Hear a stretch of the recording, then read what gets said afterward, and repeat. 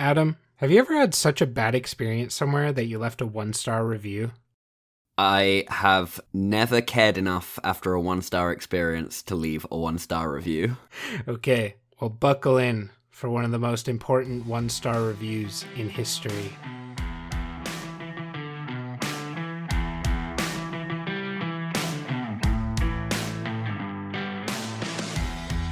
Hello, and welcome to Revolutions of Our Time, the podcast where we explore protest and revolution, past and present, and try to make sense of it all. Joining me, as always, is the future owner of a €1 home in Italy. Adam, how are you today? I'm good. I do hope to own maybe not €1 because those ones are in some very remote places, but maybe cheap. I'm fine. It's 7 a.m. It's Sunday. It's been very heavy rain here because I always like to start with a little weather report. Yeah. How are you? I'm good. It's nighttime here, so weather is irrelevant. Probably Right. Sunny tomorrow. Probably. Now, Adam, the reason for me asking about the 1-star review is because today we're going to be talking about one of the original 1-star reviews, one of the first forms of early modern protest, and that is Martin Luther, his 95 Thesis, and the Protestant Reformation. So not a big topic this week. Nah. Nah, not at all. But first, I have an Independence Day I'd like to celebrate, and this one should be around the date of this release, give or take a week or two, and that is actually Somaliland, which is cool. June 26th. They're not really independent. they're sort of trying their best, but they're struggling along. Well, hear me out. Okay. The listeners might have heard that and said, Sam, don't you mean Somalia? Okay. But no, they heard it right. Somaliland, as you pointed out, they're trying their best. What else do you know about Somaliland, Adam, other than not really independent and trying their best? I know that it's the most prosperous region of Somalia, and that I believe that was formerly part of the British colonial occupation of the area, and they just struck a deal with Ethiopia to give them port access, which the government in Mogadishu is furious about and may end up sending troops to their own country to deal with. Well, yeah, you are correct. In the colonial era, the modern-day borders of the UN-recognized country of Somalia were ruled by the British in the north and Italy in the south. So yes, we are in fact celebrating the world's most widely celebrated holiday, which is that of independence from the British Empire, technically. In 1960, both territories gained independence and united to make Somalia, which brought the Somali-speaking people under one republic. However, in 1969, a military coup put a junta in charge of the country, dominated from a tribe from the south, which led to the former British North to break away. And after decades of struggle, it officially declared independence as Somaliland in 1991, with a constitution and election finally taking place in 2001. Since then, despite not being recognized as a UN state, Somaliland operates completely independently from the rest of Somalia and is actually the largest unrecognized state in the world by de facto controlled land area. Oh, cool. This also makes them the largest operational state in the UNPO, which is the Unrepresented Nations and Peoples Organization. I think Tibet would be the largest country if they controlled the territory they claim. Maybe Taiwan, actually. This is they claim all of China and some of Mongolia. Yeah, okay, that's true. That probably is the case.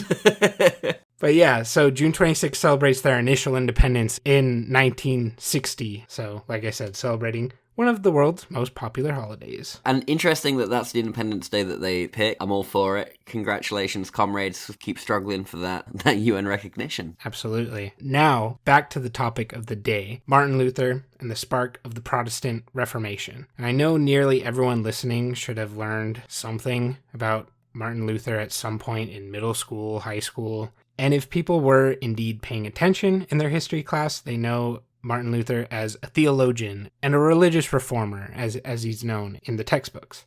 But today, we will explore Martin Luther, the protest organizer.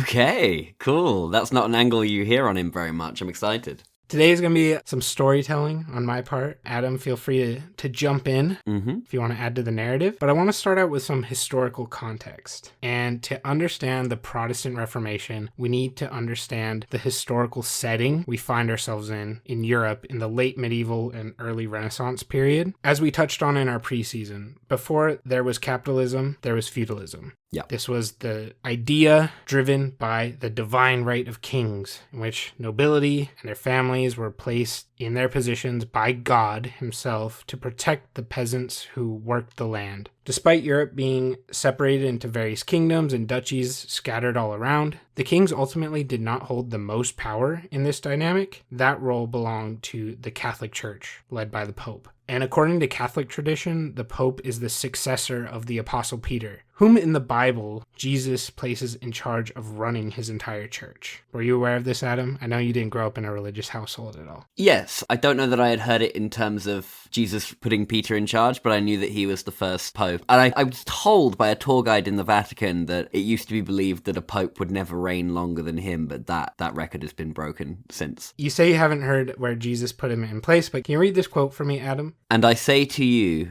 you are Peter, and upon this rock I will build my church, and the gates of the netherworld shall not prevail against it. I will give you the keys to the kingdom of heaven. Whatever you bind on earth shall be bound in heaven, and whatever you loose on earth shall also be loosed in heaven." Now, you probably caught on that you were quoting Jesus himself. Yeah. That came through, and something about the cadence, the parlance there was very Jesus.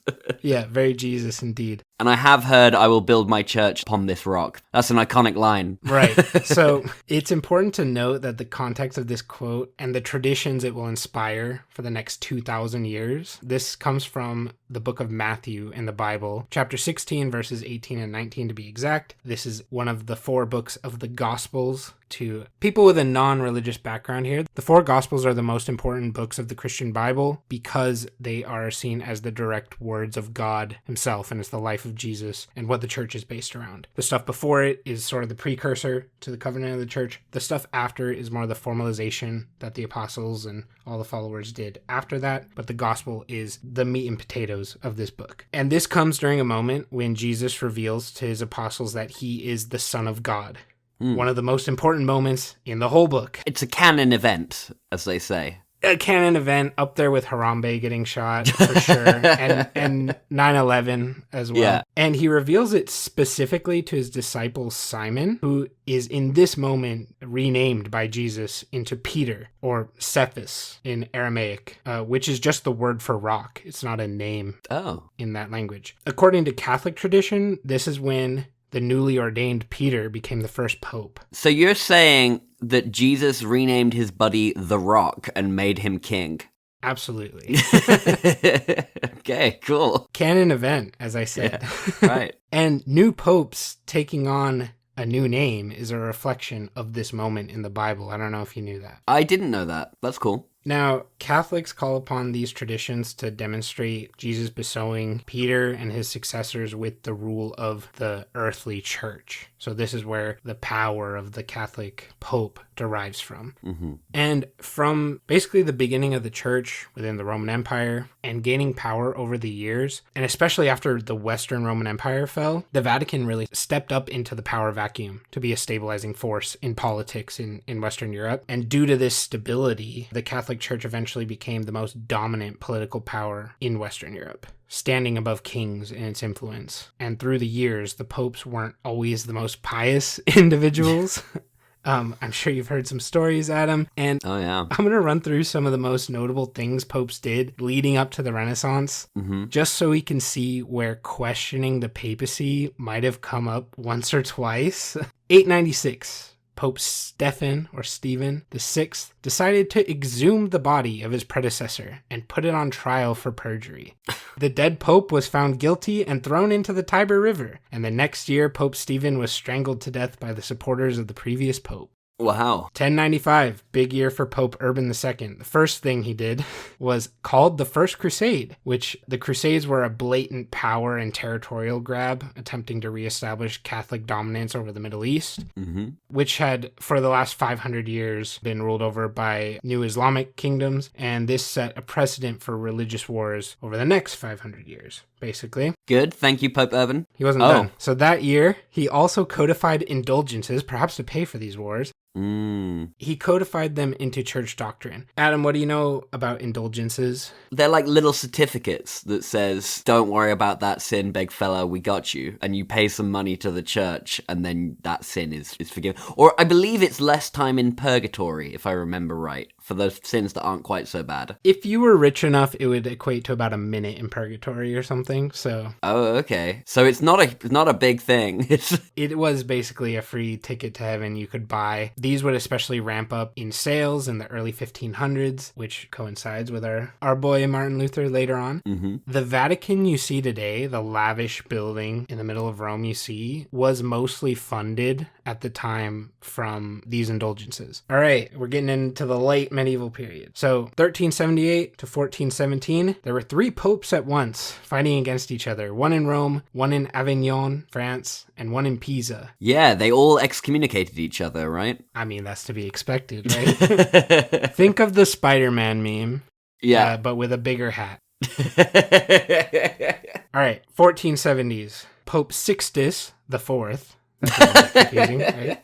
Yeah. Sired 6 illegitimate children, including one with his sister. Busy guy. He also made 6 of his nephews cardinals, but he was the pope that commissioned the Sistine Chapel.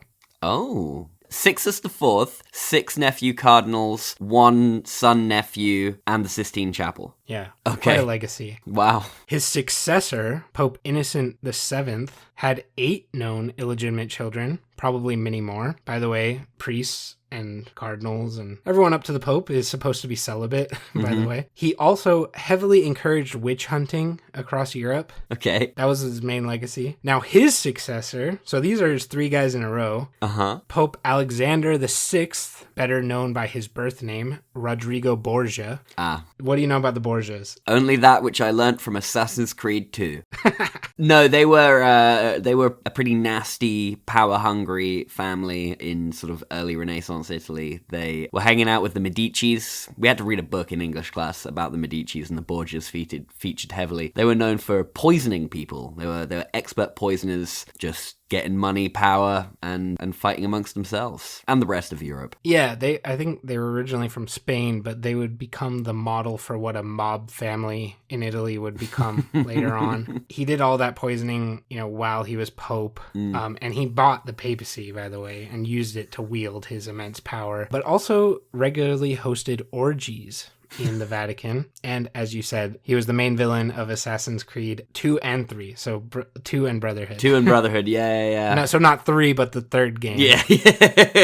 Confusing numbering system, but a great game. Now, I know that was quite a long list, but I give these examples just to show you where we are in Western Europe at this point in history. The Catholic Church was extremely powerful, but also extremely corrupt and arbitrary in its wielding of power. They were trying to wield moral authority while partaking in everything I just mentioned. Right. But by 1517, things were beginning to shift that would make a revolution possible. In 1440, maybe you can help me with this pronunciation, Johannes Gutenberg. That's fine. That's good. Great. Johannes, but that's fine. Thank you. Johannes Gutenberg would, quote, invent, I have to say quote because I'm doing air quotes here. By invent, I mean steal from the Chinese. The printing press. And by 1500, it was relatively commonplace in the wealthy halls of Europe and the monasteries. This made printed material infinitely easier to produce than before. Before that, books were fairly rare, usually painstakingly handwritten by monks, and one monk might just produce a few books in their entire lifetime. Mm-hmm. With print more available, more people began to learn to read, and the gatekeeping of information by those in power was somewhat lifted. In a way, this was as revolutionary as the internet being invented for public use, I would say. We can get a bit more into that later, but in comes Martin Luther. We mentioned him at the top. People were fed up with the Catholic Church, and especially the corrupt sale of indulgences to the highest bidder. So with this context in mind, I want you to imagine this scene, Adam. It's October 31st, 1517. A brisk autumn day, Halloween in Wittenberg, a small town in what is today modern Eastern Germany. A young monk named Martin Luther walks up to the door of the Wittenberg Castle Church with a hammer in hand. And in a move that would never be undone, he nails a list of 95 propositions to the door. Luther's intention was to spark academic debate and to challenge the corrupt sale of indulgences, and to call the church back to what he believed were its core values. Now, Luther did not set out to become a radical. At least I don't think so. He was a devout Augustinian monk, which I think the current pope is, actually, as well now that I think about it, who had come to believe that the church had lost its way, placing profit and hierarchy above spiritual truth. He also emphasized accessibility, wanting the Bible to be printed in local languages and Mass to be said in a local vernacular, not just in Latin. Now, this change actually wouldn't come to the Catholic Church for another 450 years. It was in my dad's lifetime. So he won in the end, but it took a while. Yeah. I saw a tweet the other day where there's a galleon in London right now. I can't remember the name of Columbus's ship, but whichever ship he sailed, passing under Tower Bridge. And one of the Habsburgs tweeted saying, "Love it when a plan comes together. Our plans are measured in centuries." That's great. So here's the thing, Adam. I don't think Luther was unique in his critiques of the church at the time. There were others that had come before him calling out the accumulation of wealth and corruption, going all the way back to Peter Waldo in France and Italy in the 12th century, Jan Hus in Prague, and John Wycliffe in Oxford, an Oxford man like yourself, in the 14th century. How dare you describe me as an Oxford man? But that's... Are you not? No, I am. That's fair. That's fair. Not a title people usually like to dodge. It's just a little bit icky, but it's fun. No, it's not on this side of the pond. Not worry. On this. Okay. So these were amongst others that were all saying similar things and trying to rally reformers against the church in their day. And I don't know about the others, but I know that Jan Hus was brutally slaughtered for suggesting that indulgences were a bad idea. Brutally slaughtered. He was executed. And I believe he said, if my movement isn't a success, then in 100 years will come another. Well, it took three it took 300. Well, but the sentiment remained. Measured in centuries. You see, they didn't have the printing press. In the same way that TV sparked the Rodney King riots in LA in 1992, or social media sparked the George Floyd protests in 2020, the printing press catalyzed Martin Luther's movement across Europe, but particularly in the German-speaking areas. Now, I have a question for you. It's a multi-part question. Do you think Luther knew what he was starting, or was he swept up in something bigger than himself? And pulling it back to modern day, can you think of any revolutionary leaders that may have seen similar surprise in their sudden popularity? Who knows what Martin Luther believed in his heart 500 years ago? I'd be surprised if he had the same framework of kind of protest revolutionary leader that we do today. I mean, as we said pre-season, slave revolts, noble dynastic seizings had always happened, but the idea of a sort of revolution from below, I don't know how popular of an idea that was, at least within the sort of confines of the Catholic Church. I think he was clearly interested in reform, or else he wouldn't have nailed the theses up. Whether he thought that was possible in his lifetime, I would be surprised. I imagine the Catholic Church, certainly in the 16th century, early 16th century, was a fairly inelastic organization. I think that reformers had trouble in the past. I think life was pretty inelastic. Like, we think of today living very different lives from our parents due to technological advances, but back then life was pretty similar, generation to generation, and a lot didn't change. Right, you were kind of farming, and for the vast majority of people that was sort of what you did all day every day, and I suppose once a week you go and listen to a story you couldn't understand in Latin. Yeah, catch a word here and there. I guess addressing the second half of that question, do you think of anyone today that saw themselves in a similarly surprising position? The first name that comes to mind is Chapel Rowan. Not that she's a revolutionary figure, but she clearly became famous a lot more quickly than she was really anticipating, and has not had the best time dealing with that change. Yeah, that's a good example. To an extent, Greta Thunberg, I think, was that. I think she had this relatively small-scale thing in Sweden, and now she's sailing to Gaza. I don't think she would have anticipated that necessarily. Malala Yousafzai, I'm sure this happened to her. She was just speaking up for her rights and then got shot and became this global celebrity. I think that often happens with icons, because I don't think anyone expects to be an icon, except maybe Che Guevara could have foreseen what his image would end up as. But I think people like, going forward, Martin Luther King Jr., I think Nelson Mandela, these type of people that really became icons of their liberation movement, didn't set out with those goals at all, right? So maybe they're not surprised that their movement succeeded, because that was always in their heart, that's why they kept going. But I don't think they expected the individual fame. I think there are maybe other instances where, as I believe happened with Martin Luther as well, people like Ben Franklin, maybe, who sort of set out to be reformers and realized that was impossible and then became sort of revolutionaries after that. Well, speaking of that era, I think George Washington as well was terrified of how history would perceive him later on. I think he was aware of the shifting paradigms and expectations people reading history have. So I think he was extremely stressed in his writings about how he would be perceived later on. He also didn't want the weight of this new country on his shoulders, famously. Didn't really want power. At least publicly, he didn't want it. He stepped down, creating the precedent for a new president every few terms. I don't think he could have imagined the icon he would become either. And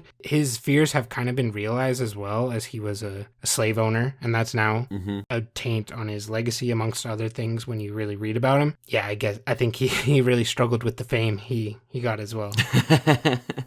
George Washington and Chapel Row are birds of a feather. Yeah.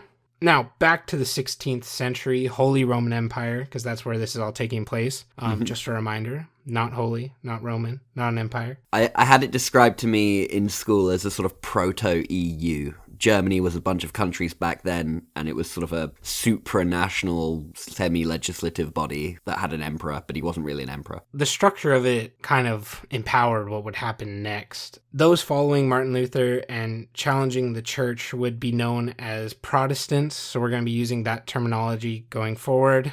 Notice the root word of this word, Protestant. It is protest, right? They were protesting what they saw wrong in the church. Now, while Luther's ideas were shaking the halls of power in the church, they were also taking root in the fields and villages of German-speaking kingdoms. But as with any protest movement, once an idea is unleashed, it doesn't always stay within the creator's control. So Luther's words ignited the imaginations of ordinary people who saw his defiance as the seeds of broader liberation. One of those people was Thomas Müntzer, a radical preacher who believed that Luther didn't go nearly far enough. Müntzer fused spiritual reform with social revolution. To him, God wasn't just a matter of individual salvation.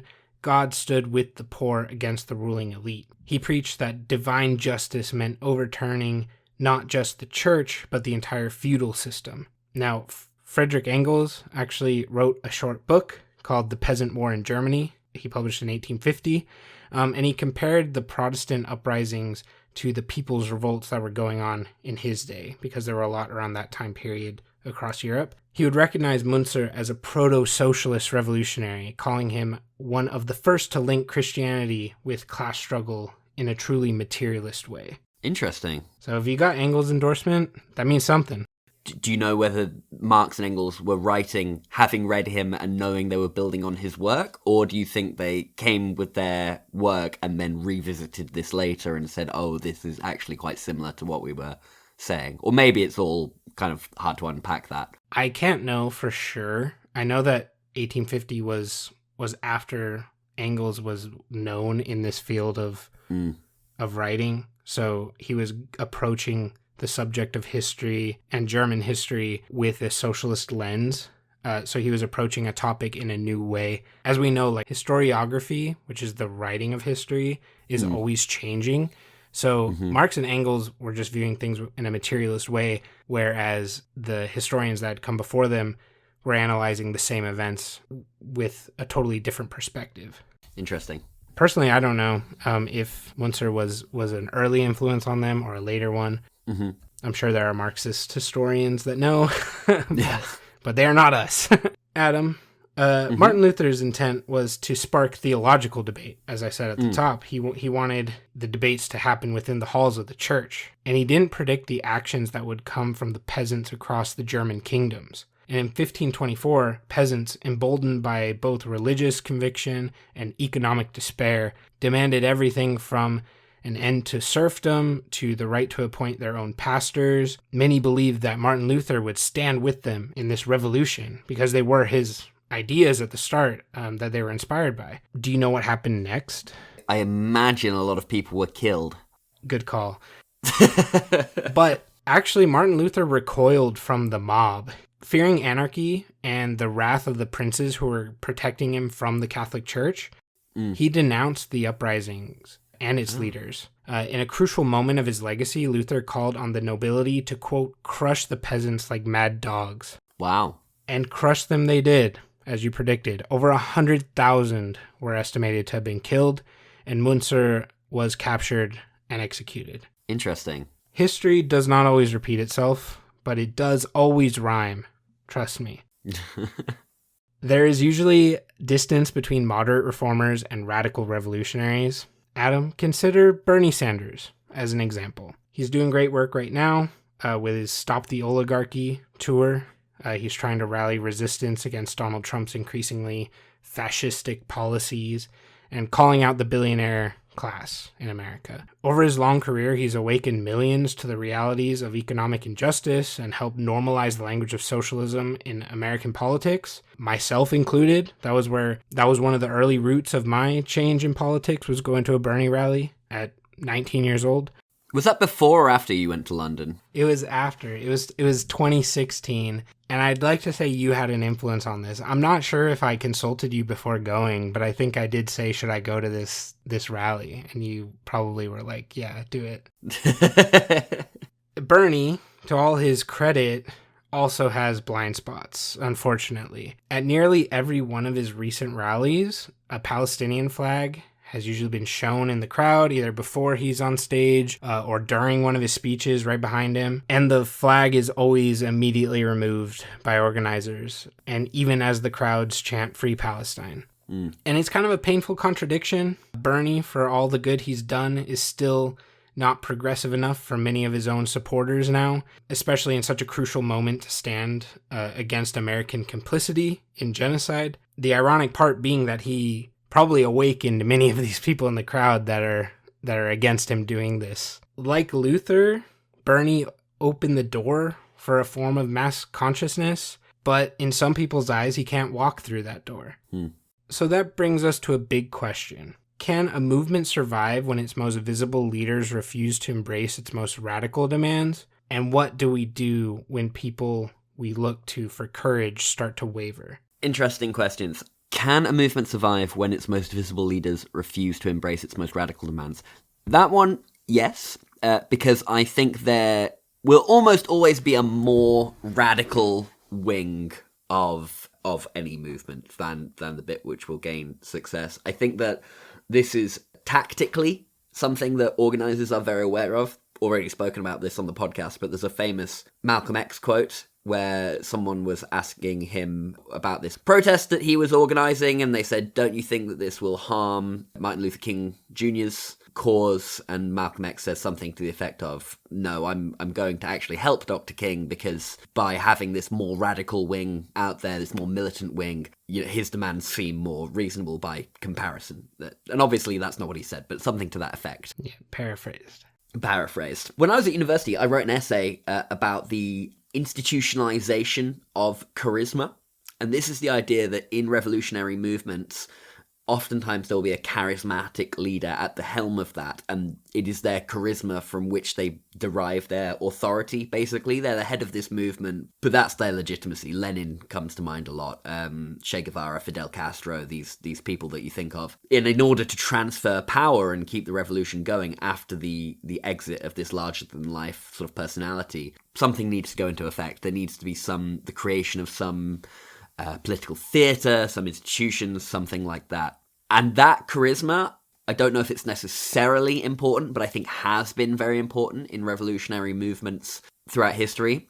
So the courage starting to waver, I think, is a much bigger risk to whatever movement you're trying to be a part of than not embracing the most radical demands. I think that as a leader, you have to negotiate the interests of the people who are part of your movement. I think that's maybe the main role of the leader, and that can be, well, that can and has been debated as well. But when the courage starts to waver, I suppose there needs to be some way of keeping those leaders to account. And I also think there's something in this that's maybe a comms issue, a PR issue, if nothing else. I'm reading a book at the moment about the troubles, about the IRA, and there's a bit where Jerry Adams, who is an IRA leader, starts to get the idea that they need to have their movement alongside Sinn Féin. They need to have a political movement alongside their militaristic movement. And ultimately that led to the Good Friday Agreement in the 1990s. Now, Ireland is not united, right? There's a north of Ireland, Northern Ireland, that's a part of the United Kingdom, and then the Republic. But the IRA was successful in many of its goals, right? As was Sinn Féin. So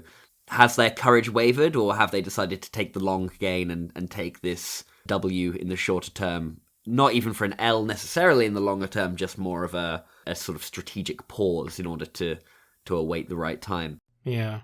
I think I'd also like to point out another side to this in that, paraphrasing Nelson Mandela, he also said, "It's also my job to tell the people when they are wrong." Talking about some of his more extreme followers that wanted to scrap all tradition that the white people had established in South Africa. I think this was referring to replacing the Springbok with the Protea as the team mascot for the rugby team, which would obviously shatter any attachment that the white people would have to this team. Interesting. So maybe it is also up to that leader to determine where do I draw the line, because there will always be someone more extreme, right? Yeah. So you can't always just keep going to that point. Does that mean I agree with Bernie Sanders' position? No. So what do you think we do in the Bernie Sanders position then? Because as you say, he might be telling you you're wrong, but we might disagree with that. Yeah, that one's just tough because I think he's of a certain era. As progressive as he is, he's 83. So, he comes from a different time and place. So at a certain point, you just got to accept and thank the role he has played so far and take the torch, I guess. And I think it's also looking at your common enemies and say, yeah, we do need all the allies we can get right now in this situation. I think that might be one of those times, at least within the scope of domestic politics in the U.S. I'm not going to nitpick other issues when other ones are presented right in front of my face. So, yeah, it's a tough position because we try to be global. But if your own backyard is on fire, you got to tend to that, right? Yeah. And a global perspective, I think, is important, but you ultimately have to act locally. I believe I first heard those words from Mr. Matthias Schmale. Oh, yeah. Shout out to Dr. Matthias. Yeah. Now, this next part I want to call a break from empire. So while the peasant uprisings didn't achieve their aims directly, they did fracture the political monopoly that the Catholic Church had in Europe at that time. For the last 1,000 years previously, the Pope was the most powerful political figure on the continent of Europe, perhaps the world, depends on how fractured China is at the moment, or how unified the Middle East is. But Protestantism broke that stranglehold. Suddenly, faith didn't flow top-down from Rome across the continent. It splintered into countless interpretations. Some princes within the Holy Roman Empire seized this as a chance to shake off imperial control. And while others genuinely sought religious freedom, some were just doing it for political freedom. People started reading the Bible in their own language. This was revolutionary, really, at the time. And churches sprang up that answered to local congregations rather than foreign bishops. And while many of these movements remained hierarchical, the break from the Vatican cracked open new spaces for decentralization and localization in Europe. Adam, you mentioned in one of our preseason episodes that this era actually could be argued as the start of modern diplomacy, right? With the Treaty of Westphalia, where the Holy Roman Emperor signed an agreement saying that the nations such as they were, of the Holy Roman Empire, could pick their own state religion. I don't think they could pick, like, Islam, but they could pick from a few of the Christian denominations that were out and about at the time. Buddhist kingdoms did not emerge, unfortunately. No, they did not. And all that can be traced back to Martin Luther nailing that thesis to the door of the church. And I think a modern example of shattering the monopoly over power is the internet. Do you remember the early internet, Adam? Well, relatively early. I remember, dear if you're like a listener and you're, I don't know, around 18 or under, you might not realize this, but the internet used to be so good. Like, there used to be so much good stuff on the internet. There was, I mean, this was not early internet per se, this was middle internet, but stumbleupon.com, incredible. Yeah. Oh, what else? Like addictinggames.com? Addictinggames.com, absolutely. I remember Newgrounds before YouTube. That's where all the skate videos were. Oh, I don't remember that. Where you're from Southern California.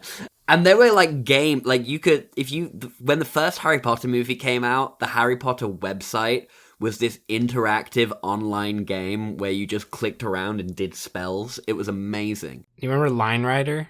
Ah, Line Rider. What a game. Oh, the Trackmania, or like Drift and Burn 365, and you got a different card to try out every day. It was, what a gold. We didn't even know. We didn't know we were living in a golden age. We didn't know how good we had it. Yeah. Like, my pantheon of YouTubers will still be like Ryan Higa and Smosh. Yeah. Amazing stuff. Anyway. But yes, I do remember the early internet.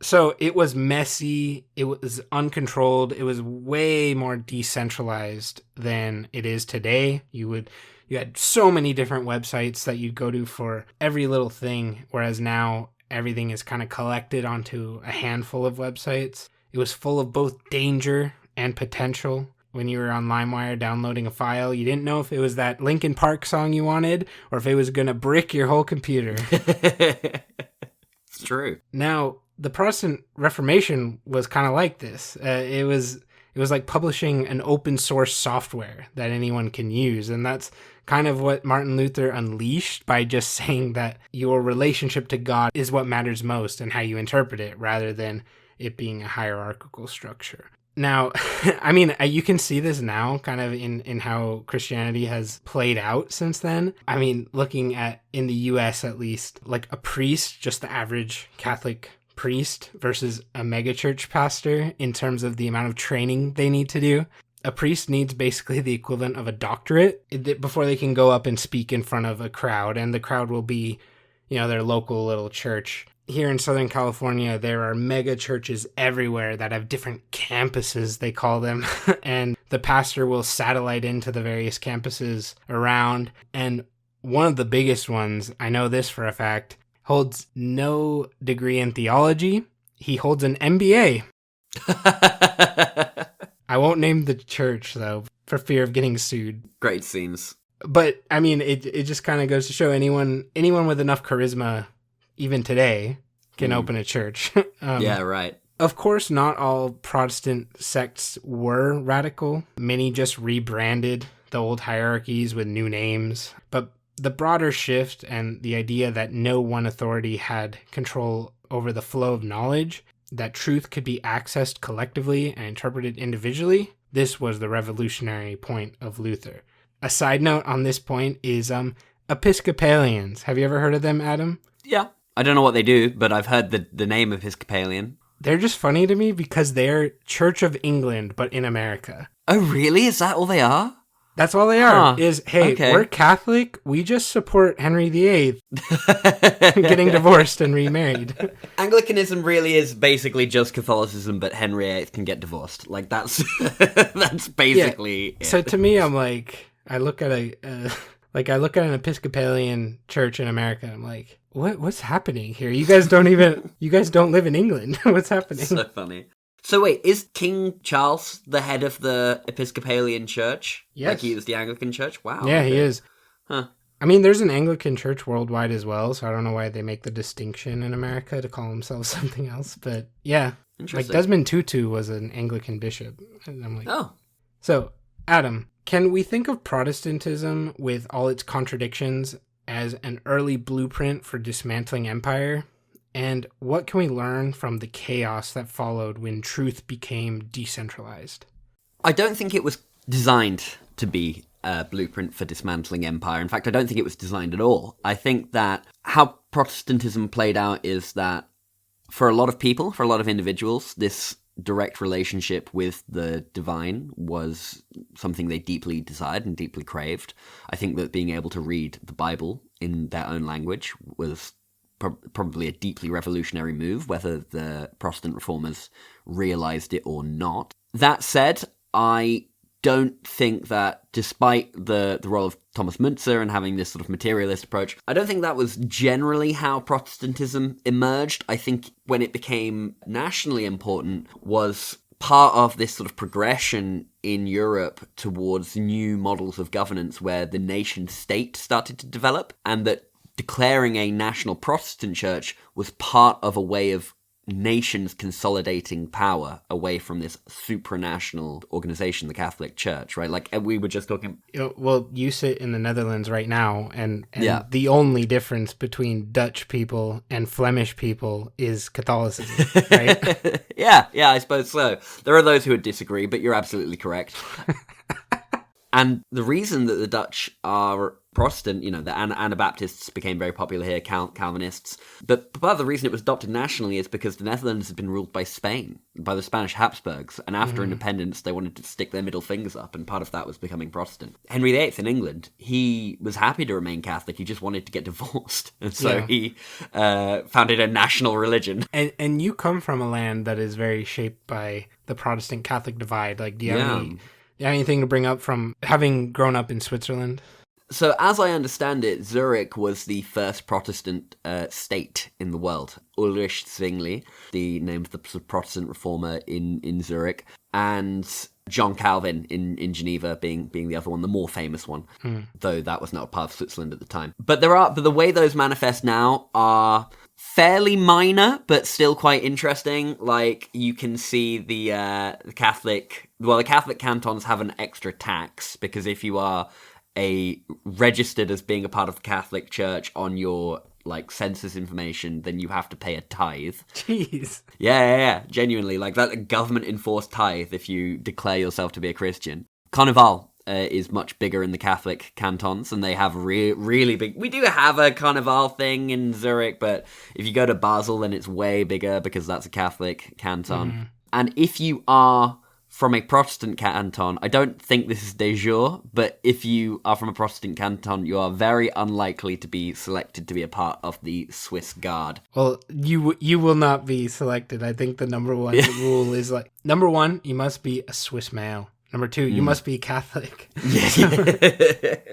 But yeah, that's interesting. I did recall when I visited Geneva seeing a lot of John Calvin regal. Well, you can see you can tell a Catholic church from a Protestant church in Switzerland, because a Catholic church will have a cross as the weather vane, and a Protestant church will have a cockerel. And Calvin is in many ways responsible for the Swiss watch industry, because he declared that jewelry was sinful, and so all of the jewelers in Geneva went to become watchmakers because that was allowed. That's incredible.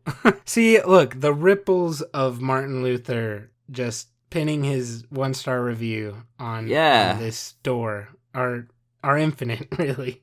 Martin Luther left a bad Yelp review, and now we have Rolex sponsoring regattas. I mean, what a world. So we've been talking about legacies of this movement. I mean, obviously, Rolex being one of them, amongst other things. Now, let's see how we can apply these lessons for protest organizers today. So if Protestantism shattered the old order, what came next wasn't exactly peace or clarity. It was, as we've been talking about, fragmentation, improvisation, new centers of power vying for control. But amid that chaos, one thing became clear. Ideas have material force. And Martin Luther's real driving force was not theology, it was communication. So his use of pamphlets in vernacular German was revolutionary. That's how his message was spread. These short, punchy texts spread faster than any sermon or any messaging the Catholic Church could combat it with. And he understood the power of a common language to radicalize. In a way, these pamphlets were the social media of the 1500s. And just like Twitter or, whatever it's called now, or TikTok today, they were messy, uncontrolled, full of conflicting interpretations, but incredibly powerful in its reach. Can you think of any weird memes that you see leftist propaganda being spread lately, Adam? I mean, in my head, I think of like communist SpongeBob with AI voice talking about Marxist theory, or I just sent you a video this week as well. I've seen a lot of communist Peter Griffin. That's been one that's doing the rounds. Maybe we've already moved on from that one. But I really see this sort of like brain rot meme culture, and I see like leftist memes on there, and I'm like, oh, the kids are getting their info they need, you know? Like, I don't feel a sense of like any negativity towards this. I'm like, all right, I guess we're evolving or devolving to this. Back to history. And yet, Luther also showed the limits of what happens when a reformer pulls back. When he abandoned the peasants during their revolt, he chose stability over solidarity. That choice between maintaining institutional credibility or staying with the grassroots is one that organizers still face today, as we mentioned with Bernie Sanders. One of the strongest legacies of the Protestant movement was how leaders from the marginalized groups could wield scripture and the power of the pulpit for the sake of liberation. Think of, and we've mentioned him already in this podcast, Martin Luther King Jr., who was named, his father was probably named after the man we're originally speaking about today. And Martin Luther King Jr. was by trade a Baptist minister. Think also of Desmond Tutu, who was probably the second most well-known figure in South Africa's fight against apartheid after Mandela. His position as a high-ranking member of the Anglican Church shielded him from the political persecution that his counterparts didn't have. This also let him travel more freely around the world and spread the message of South African liberation. And this was also an opportunity that other South African freedom fighters didn't have. The most effective movements have always involved coalitions. So thinkers, workers, artists, spiritual leaders, everyday people coming together. And that was true in the Reformation, and is true now. You see it in climate justice coalitions and in student-led movements around the world. But here's the caution. Language alone isn't enough. Reform without revolution can be easily co-opted. We've seen this time and time again. Leaders who inspire millions but fail to fully embrace the radical implications of their own ideas. So, Adam, what do you think we can take away from the Reformation as a whole that we haven't already touched on? I guess how can we apply the lessons learned today in our fight in this current moment? One thing that I'm taking away from our conversation that I think is important to keep in mind about the revolution is to try and have some awareness of Pandora's box when you're opening it, you know? Like, as we say, Martin Luther expected to have some sort of academic debate. Now, he might have learnt from history that oftentimes when there's an interesting little theological niggle for academics to discuss in the long hours at the monastery, that might lead to bloody warfare in which hundreds of thousands of people are killed. That did not start with the Reformation. This is something that had been going on long before then. But I think that partly that's why it's important to keep at least an awareness of theory, right? So that you can situate yourself and your movement within this wider context and understand what the implications of what you're doing might be. Now, I think that even if you have that own awareness, believing that this will be this global revolution that forever changes the structure of planet Earth, okay, we can forgive him for maybe not foreseeing that, but I do think that is nevertheless an important thing to keep in mind, that you might be unveiling a much bigger thing. And I think the other thing that really sticks out is, as you say, communication and effective communication, right? Like, in a way, the Protestant Reformation is the printing press revolution from it really how you're framing is, it, right? It's when information became accessible in that way and the ideas that could spread. Is there an argument to be made that now we've gone too far and that information is too readily accessible and creatable specifically, especially with the rise of generative AI and how well they can do fake video? Yeah. I think that could end up being a real issue going forward. But let's not throw the baby out with the bathwater, right? Like, key thing is to utilize that communication effectively. Yeah, meet them where they're at, right? I was about to say, meet them where they're at, right? Like, you know, if you want to publish your theses in German rather than Latin, more Germans are going to be able to read it. Or if you want to publish your thesis as a SpongeBob AI meme, feel free. Yeah, exactly. Whatever gets the message across, right? I don't think we need to be snobby about where we get our information from. If it's good, it's good. Yeah. I think that's why I enjoy this podcast, is because it has the potential to reach a lot more people than like a master's thesis could. Mm-hmm.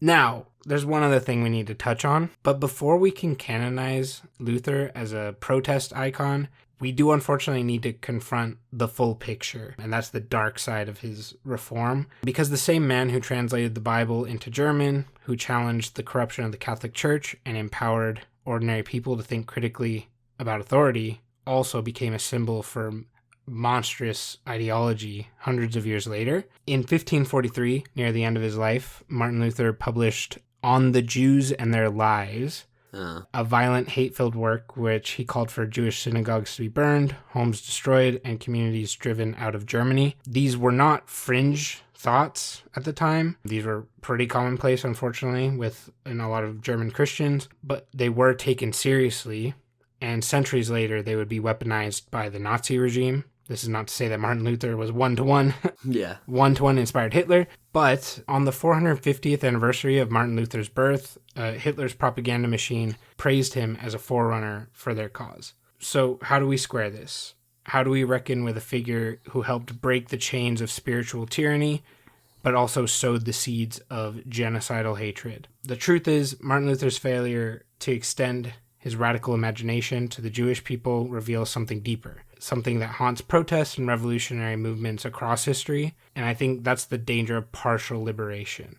When movements challenge one kind of domination but leave others intact, when they fight class oppression but ignore racism, or topple monarchies while reinforcing the patriarchy. So can you think of any other historical examples of this, Adam? Oh, yeah. I mean, well, to an extent, I think kind of European welfare state structure is like that. European pensions and healthcare and free education has been massively eroded over the decades, and that's in part because it was created not so much as a liberatory force, but more as a bulwark against potential communism, right? A way of stopping people becoming the next Soviet Union by giving them a little bit of a social safety net.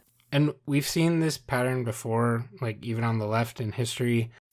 The Soviet Union, as an example, while revolutionary in its break from capitalism, they really had some deeply oppressive policies towards religious minorities, national cultures. Polish people. Yeah, I mean, Stalin relocated a ton of Central Asians and changed their culture completely, right? Like there was no tolerance for nomadic lifestyles. Everyone must live in the commie tower block, right? Yeah. Similarly, like in modern China, the CCP has mixed state socialism with historically ethnic repression, especially early on under Mao, like against Uyghurs, cracking down on Tibetan culture, forcibly assimilating other minority groups in the name of unity across China and the Han Chinese culture being dominant. I think this is, at least from what I know, this is less of a problem now, but that's only very recently where the tolerance towards minority cultures has been expanded and they've been celebrated, but if nothing else, more as a tourist attraction.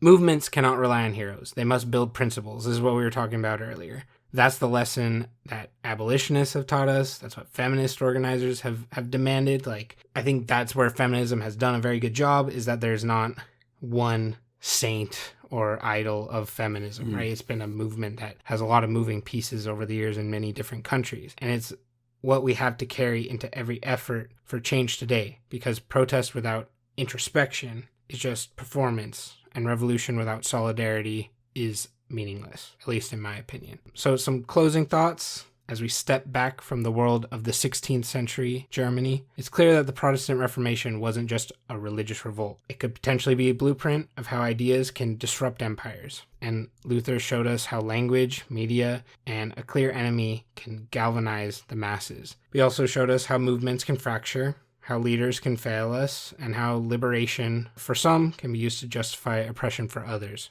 Today, in a world of resurgent authoritarianism and fascist revival to neoliberalism's decade-long failures, we're called to resist with that same urgency, but I think we have to do better. We have to be more inclusive, more democratic, and more committed to justice in all its forms, as you were saying. Adam, any closing thoughts on the Protestant Reformation, Martin Luther, or anything else we've talked about? I think that's very succinct and very important to bear in mind.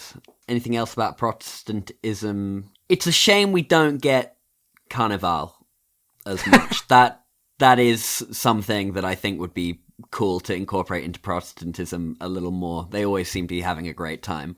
Well, Adam, you know what? As someone who grew up Mexican Catholic, it's a shame Mexico doesn't have Carnival either. Like, what? Mexico would do such a good job at Carnival. I think that just the universe knows it would be too good. So they had to curb us a little bit. Yeah, fair enough. You're playing with a handicap. Yeah, we do other versions, just not the official Carnival. Good point. And you mentioned the IRA earlier and the Irish fight for liberation. And I have a quote for you to close us out. It's from the Irish writer George Bernard Shaw. Can you read it for us? All great truths begin as blasphemies.